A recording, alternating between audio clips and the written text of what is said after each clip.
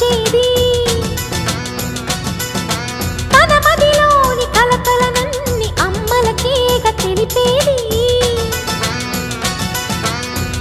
నెలతలే లేకుంటే దేవుడికి నెలవేది భక్తులే రాకుంటే గుడికి ఇక వెలుగేది దయతోటి కుంకుమ పూలు అక్షింతలు మనమంతా ఇవ్వాలి తన తాళి నిలపాలి తాళి కాచి ముత్తైదా ఎల్ల